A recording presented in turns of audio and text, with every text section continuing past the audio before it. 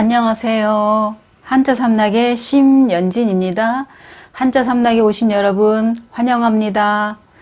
자, 오늘은 또 수요일이 됐습니다. 수요일 벌써 일주일의 중간이 왔어요. 수요일만 지나도 일주일이 거의 다 간 것 같은 느낌이 들지 않나요? 자, 그러면은 이제 또 목요일, 금요일을 이제 우리가 버틸려면 힘이 있어야 돼. 체력. 자, 그래서 제가 준비한 거는 몸체.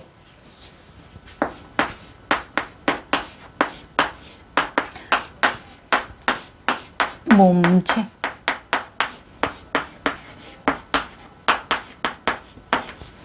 뭐 우리가 신체. 그러면 이제 뜻이 같은 건 당연히 이거는 몸신이 뜻이 같겠죠. 이거는 몸신. 우리 뭐 신체 발부 수지부모, 그러니까 우리가 그 부모님한테 받은 이 신체 머리가 털럭 하나도 이제 그 함부로 해서는 안 된다 이럴 때 옛날 말이 이제 그런 게 있잖아요. 지금이야 뭐 마음대로 이렇게 커트도 하고 또 뭐 파마도 하고 다양하지만 옛날에는 헤어스타일이 거의 정형화되어 있었잖아요. 그죠? 근데 이제 이럴 때 몸체, 우리 신체를 나타내는 건데 이제 이 뜻이 무엇이냐면 앞에 있는 게 이건 뭐냐면 뼈골자예요. 자, 뼈골. 그 다음에 뒤에 있는 이 글자는 풍성할 풍.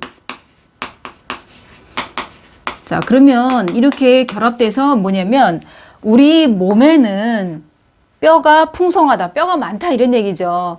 그죠? 그러니까 우리가 무척추 동물, 곤충 같은 경우 뭐 뼈 없는 그 애들이 있는가 하면 또 사람은 뼈가 마디마디 다 이렇게 있어요. 그죠? 골격이 이게 막 좋은 사람도 있고 왜소한 사람도 있고 그렇다 하더라도 뼈는 다 갖추고 있어요. 그죠? 그럴 때 우리 몸에는 뼈가 어떻게 풍성하다, 많다 이런 얘기예요.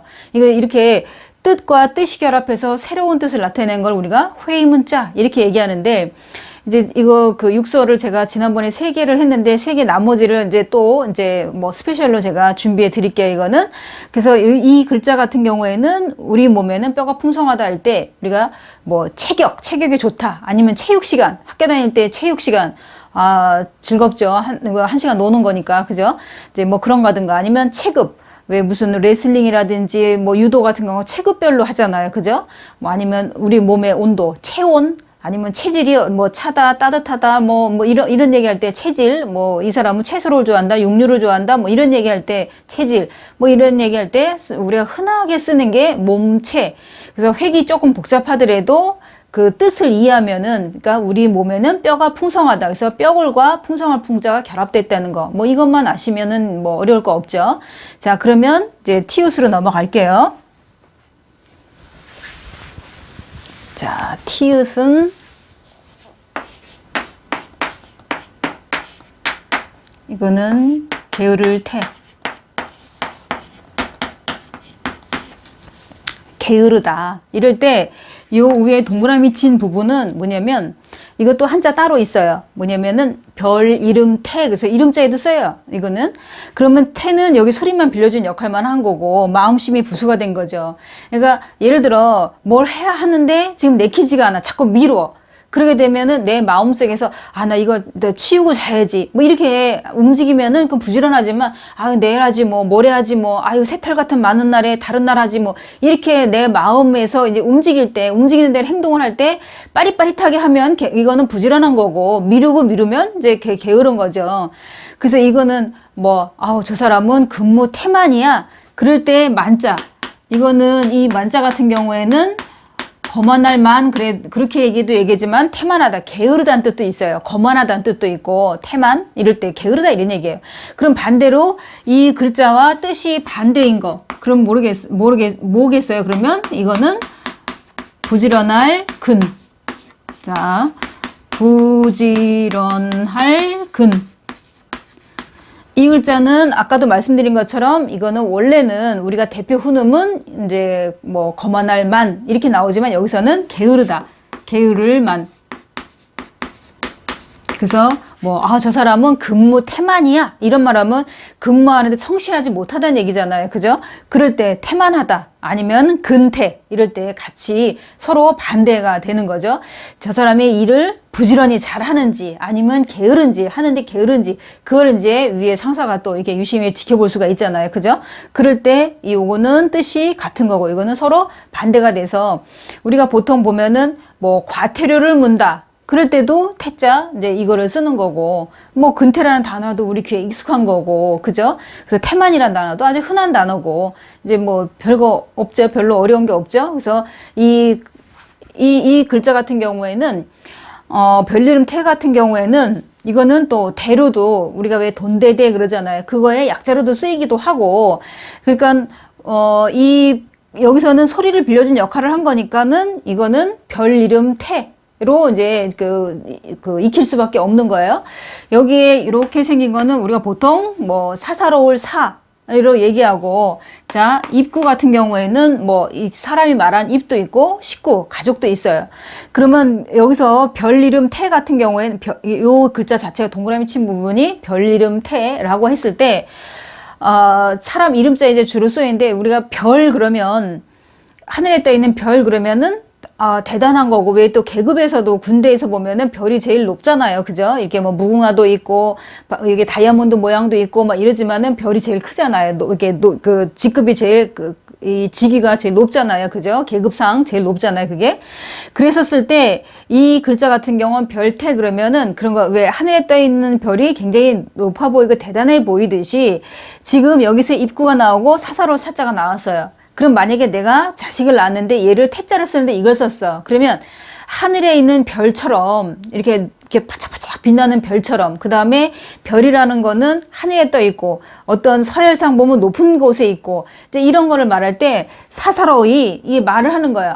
이 아이가 잘 됐으면 좋겠다. 아니면 벼슬이 높았으면 좋겠다. 이런 식으로 개인적으로, 누구나 다 개인적으로 자기 입으로 말할 수 있잖아요. 이 사람도 자기 자식을, 남편을, 부인을 이렇게 좋게 잘 됐으면 하는 그런 마음이 있을 거 아니에요?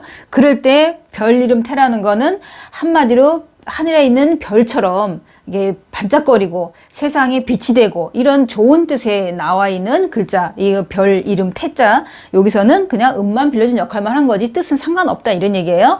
자, 그 다음에 다른 글자로 넘어갈게요. 제가 준비한 거는 좀 획이 많죠. 이거는 화폐, 패. 우리가 말 그대로 화폐, 지폐, 뭐 이런 거, 이게 사람들이 실제 자기가 내가 한국은행에서 만든 그 돈을 갖다 쓰는 게 아니라 자기가 만들었어. 위조지폐. 이런 얘기할 때 위폐 할 때도 마찬가지로 이제 이거 패자를 쓰는데, 그러면은, 이거를 이제 설명을 해드리자면 뭐냐면, 요 지금 동그라미 친 부분이 해지폐. 그러니까 옷이 이게 하도 입어서 닳아서 구멍이 났어요. 그러면은 여기 지금 자글소가 나와 있고 여기 회초리가 나왔어요. 우리가 옛날에 빨래할 때 보면, 지금은 세탁기가 다 하지만은 빨래방망이로 막 이렇게 때려서 뗏물을 빼서 비벼서 빨잖아요. 그러다 보면 옛날 옷감이 면, 광목 뭐 이런 거잖아요. 그러니까 이게 딱 이렇게 두드려서 맞다 보면은 밑에는 돌이고, 그다음에 방망이를 두드려 맞다 보면은 옷이 이제 구멍이 나거나 오랫동안 계속 입고 또 입고 하면 구멍이 날 수밖에 없어요. 그래서 여기에는 뭐냐면 옷감이 구멍이 나 있는 모습이에요. 왜? 이렇게 쳤으니까 계속 어떤 구멍? 작은 구멍이 숭숭숭 여기저기 난 거를 말하는 거예요. 요걸 이제 해질패, 그래서 여기서는 지금 음만 빌려준 거고, 그다음에 이 수건거는 우리가 옷감, 뭐 비단, 뭐 이런 거 관련된 게 다 여기 이제 해당돼요. 이 수건건에. 그러니까 이거는 부수가 되는 건데, 화폐에서 옛날에는 배틀에서 옷감 짠 것도 아니면 비단도 다 돈이에요. 쌀도 그렇고, 그죠? 그땐 다 이게 화폐나 다름이 없어요. 그래서 예를 들어 왜 5일장 이런 데 가면 만약에 내 아이한테 옷을 사줘야 되는데 돈이 없어. 그럴 때는 이제 배틀에서 짠 옷감이라든지 아니면은 뭐 쌀을 가져가든지 뭐 이런 데 가서 그 가게에서 이렇게 바꿔 갖고 오고 이런 식이었던 그 시절이 있었잖아요. 그죠? 그러니까 여기에서는 이 화폐패라는 거는 우리 교회는 물론 단어로는 화폐, 지폐 뭐 이럴 때 쓰는데, 이거는 또 어느 때도 쓰이냐면은 패백 드린다 할 때, 왜 결혼하면 패백 드린다 이런 얘기 하잖아요. 그 다음에 폐물 할 때도 이걸 쓰는 거예요. 이번에 그 집 결혼하는데 폐물값이 얼마나 들었대? 뭐 이런 얘기할 때도 마찬가지로 이걸 쓰고 아주 흔하게 쓰는 거야. 한자에 회금 많아도 우리 귀에는 아주 익숙한 한자예요, 이거는. 그래서 요 위에 있는 거는 제가 지금 설명한 대로 해질패자 같은 경우는 이제 그 옷 이런 데 구멍 빵꾸난 거, 이제 이거를 생각하시면 돼요. 그러면 오늘 배운 거를 한번 또 보시면은 우리가 게으를 태도 배웠고, 자, 게으를 태 또 배웠고, 또 하나 배운 거 몸체 도 배웠어요. 몸체. 자, 오늘 배운 이 세 글자 기억해 주시고요. 또 이제 오늘 하루 잘 보내시고 또 이제 이 주에 점점 뒤로 끝으로 가는 목요일 날 또 뵙겠습니다. 지금까지 한자 삼락의 심연진이었습니다. 안녕히 계세요.